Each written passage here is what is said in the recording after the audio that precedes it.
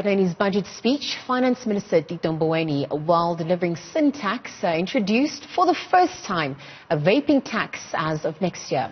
The National Council Against Smoking has welcomed the announcement, saying that this will reduce the smoking of e-cigarettes and save lives.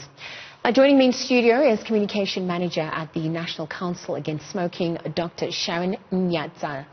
Dr. Sharon, good morning. Thank you very much.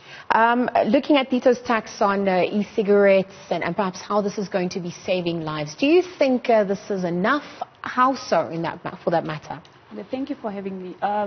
We actually we think the step to actually tax e-cigarettes from 2021 is a positive step. So at the moment we don't know what the tax regime will look like. We don't know at how much percentage they will be taxed. But regardless, we still feel that it's a positive step because e-cigarettes are actually harmful to health.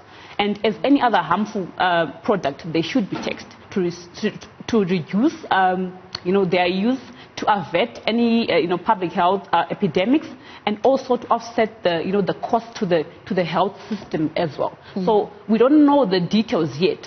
And at the moment, we have a lot of countries actually taxing e-cigarettes, and we don't have like a standard, regime yet.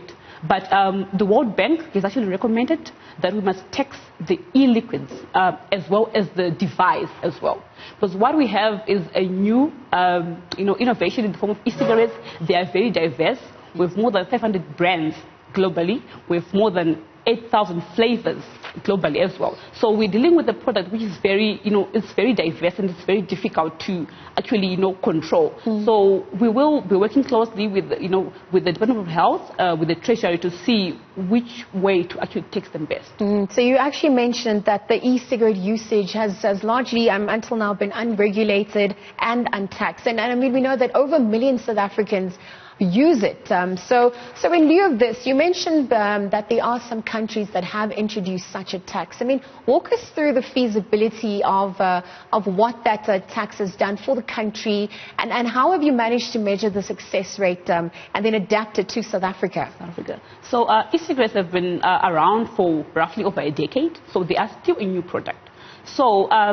So far, Kenya has taxed e-cigarettes. It's the only African country which actually has put a tax is Kenya. Otherwise, other countries like Finland and Sweden also are putting a tax to it. So right now, we see only them being able to control usage. We don't have long-term studies yet. It's only like 3 people have started taxing in the last 2 to 1 year. So we don't have like a long-term study to see how it will actually work. But the World Health Organization is actually, it has always said that, taxation is one of the most effective ways to reduce use. Even in South Africa, when tobacco was first taxed, we saw a drop in prevalence.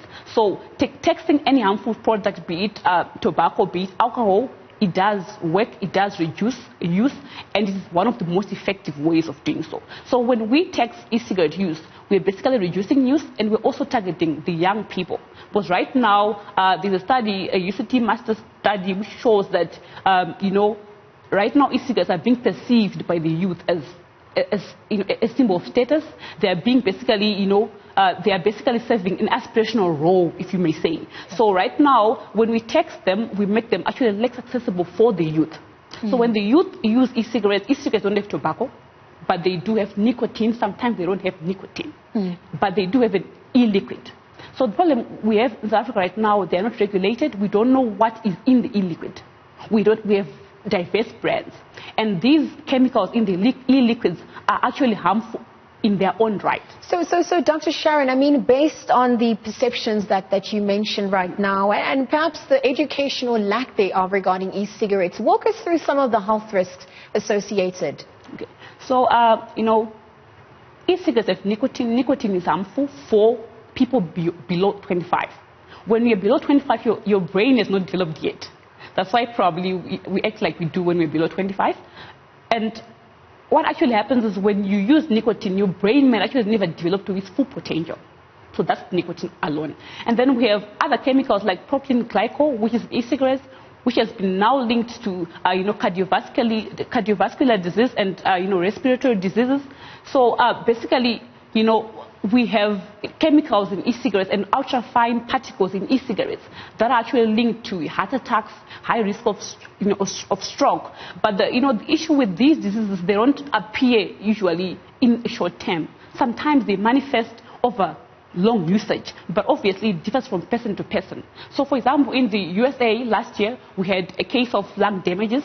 They had over 2.7 people hospitalized and more than 64 people dying, and most of these were below 30. And this is a case of e-cigarettes. But again, e-cigarettes, the problem with e-cigarettes is because of their diversity. They come in different forms, and the harms, the evidence right now shows that the harm actually can vary from brand to brand. It can vary from how worn out the device actually is.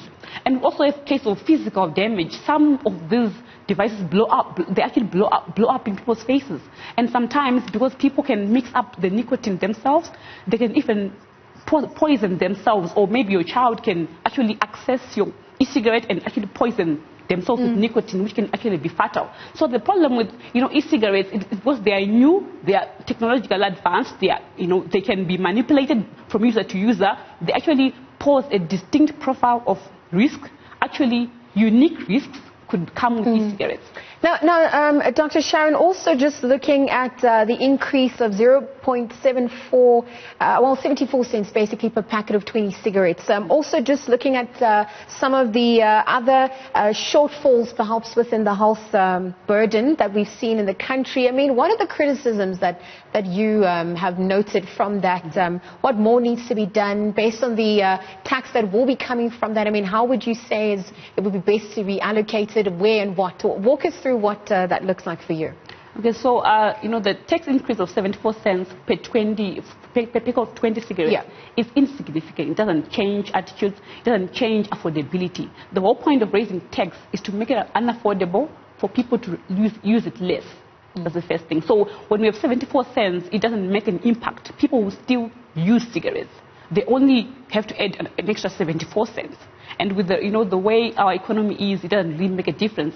And the health burden as well. Because currently we collect about 12 billion in tobacco tax, but the economic harm of tobacco to the economy is currently at 59 billion. So we have over 47 billion deficit. So because we are not raising tax, we are not able to actually offset that harm.